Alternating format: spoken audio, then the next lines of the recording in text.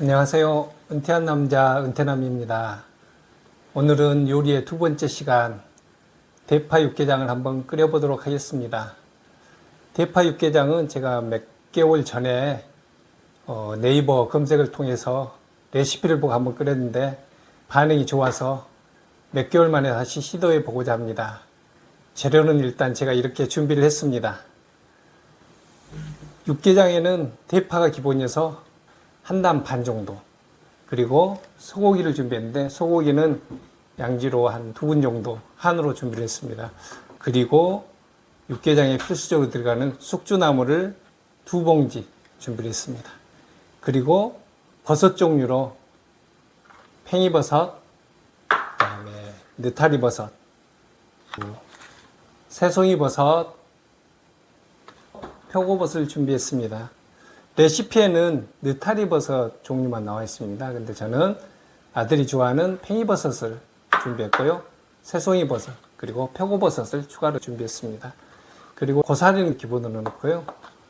선호도에 따라서 이렇게 저는 토란대를 준비했습니다. 그리고 잡내를 잡아줄 마늘을 준비했는데 5통을 준비했고요.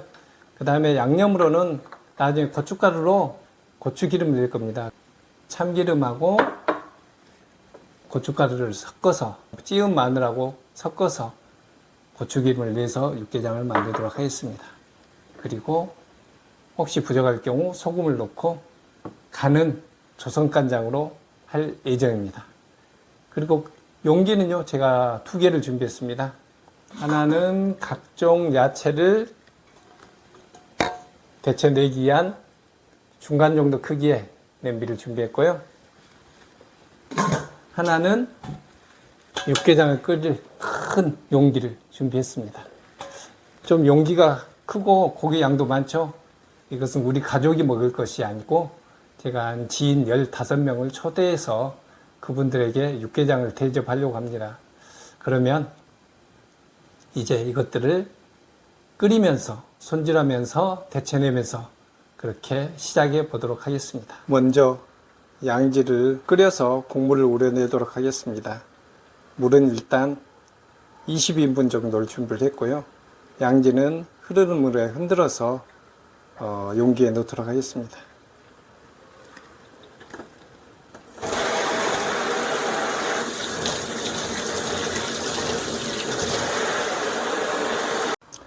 양지는 이렇게 흐르는 물에 씻어서 이제 용기에 다 넣고요. 불을 켜서 끓이도록 하겠습니다. 충분히 끓이는 게 좋습니다. 이제 다른 재료를 준비하는 동안 충분히 끓여질 겁니다. 다 끓여지면 그때 다시 다른 재료와 혼합하도록 하겠습니다. 이제 재료들을 데치기 전에 준비를 하도록 하겠습니다. 먼저 버섯 종류들을 준비를 하겠습니다. 팽이버섯은 끝부분을 잘라서 좀 찢어서 넣으면 될 것 같습니다. 새송이 버섯은 반으로 쪼갠 다음에 옆으로 썰어서 나중에 데치도록 하겠습니다.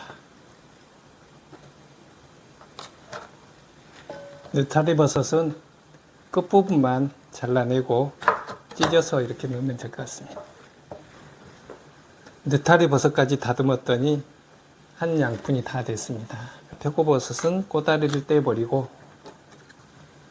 잘라서 넣으면 될 것 같습니다. 보통 한 5등분, 한 개에 5등분 정도 하면 될 것 같습니다.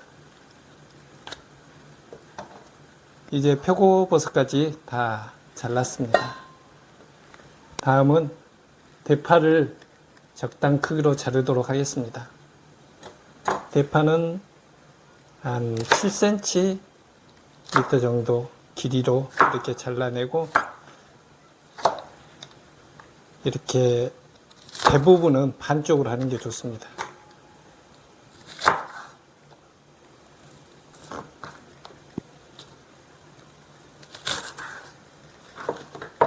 이렇게 전체 대파를 다 정리하면 될 것 같습니다.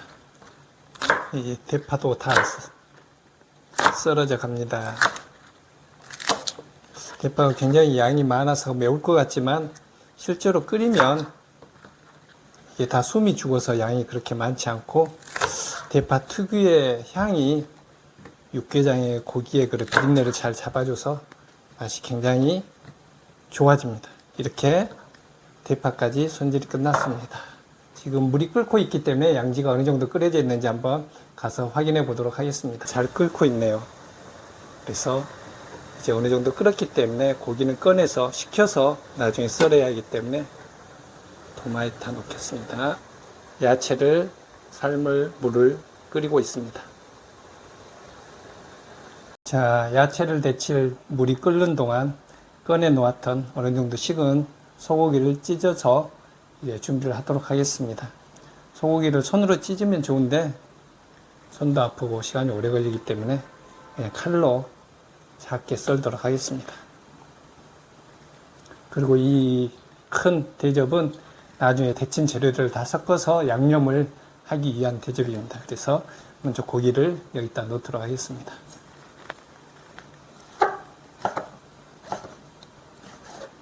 고기는 결을 따라서 조그맣게 넣으면 될 것 같습니다. 조금 두툼한 것들은 이렇게 2번씩 썰어서 아마 저희가 15인분에 2근을 샀는데 아마 한 근이나 한 근 반 정도 넣어도 될 것 같습니다. 저희는 좀 남으면 저희 가족이 고기를 배추에 싸 먹도록 하기 위해서 좀 여유 있게 샀습니다. 소고기가 거의 다 썰어졌습니다. 썰고 보니까 양이 상당히 많네요. 그러니까 저희가 2근을 샀기 때문에 한 근 반 정도면 15인분 내지 20인분 정도 할 수 있을 것 같습니다. 아마 제가 이거 소고기를 써는 동안 물이 다 끓었을 거기 때문에 이제 준비해둔 야채들을 데치도록 하겠습니다. 파, 고사리와 토란대, 각종 버섯들, 숙주나물을 하나씩 데쳐서 물을 빼서 나중에 함께 무치도록 하겠습니다. 물은 지금 팔팔 끓고 있습니다. 먼저 버섯 종류를 넣도록 하겠습니다.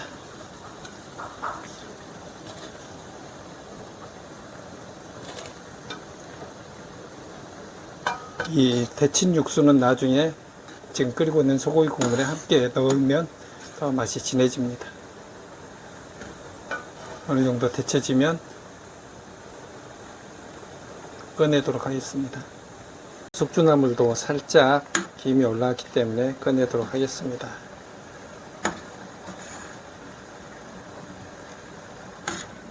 다음은 토란대와 고사리를 살짝 데치도록 하겠습니다. 이제 모든 재료 준비가 끝났습니다. 이런 재료들을 양념을 넣어서 버무림으로써 이 야채에 양념이 스며들도록 하겠습니다. 먼저 장을 넣겠습니다. 장을 적당량, 이제 양이 많기 때문에 좀 많이 넣어야 될 것 같습니다.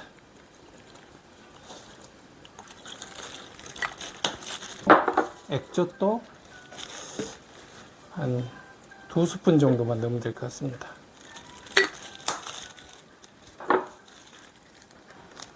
그리고 장으로는 양이 부족하기 때문에 소금을 좀 넣겠습니다.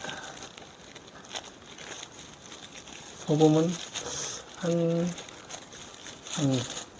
한 스푼 정도 넣으면 될 것 같습니다. 그리고 고춧가루를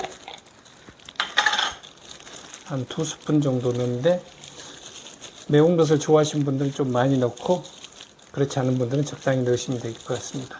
고춧가루는 나중에 고추기름을 따로 만들어야 되기 때문에 여기에 반 정도 넣으시고 고추기름 만들 때 반 정도 넣으시면 될 것 같습니다. 이렇게 넣은 다음에 버무리시면 됩니다. 같이 야채가 고루 섞이고 양념이나 장이 섞이도록 버무리시면 됩니다. 그러면 어느 정도 간이 배어서 바로 육개장 국물에 넣는 것보다 훨씬 낫습니다. 네. 고춧가루가 좀 적어 보이네요. 좀 더 넣도록 하겠습니다.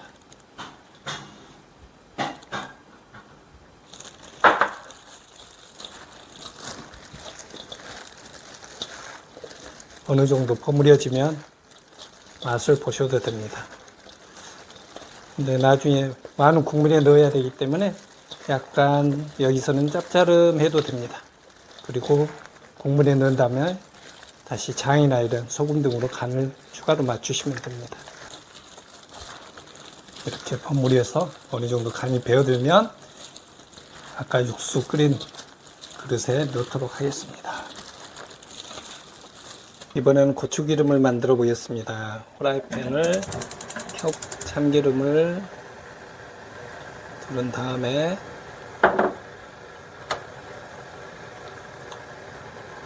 마늘을 넣고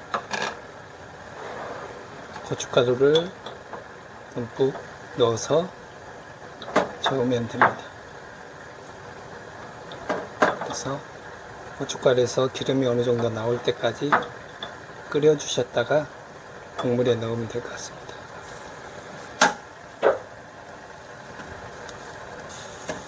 타지 않을 정도로 볶은 다음에 이것을 국물에 그대로 넣으시면 됩니다.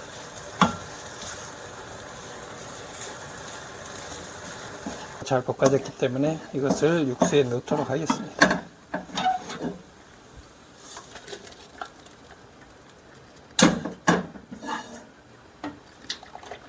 이제 육수가 어느 정도 완성됐기 때문에 여기에 가진 양념을 넣고 끓이기만 하고 간을 맞추면 되겠습니다. 야채를 가져와 넣도록 하겠습니다. 이제 모든 야채를 육수에 넣었습니다. 이제 적정히 끓어지면 될 것 같고요. 아마 국물에 야채를 넣기 때문에 소금을 더 넣어야 될 것 같습니다. 소금하고 장을 좀 넣도록 하겠습니다.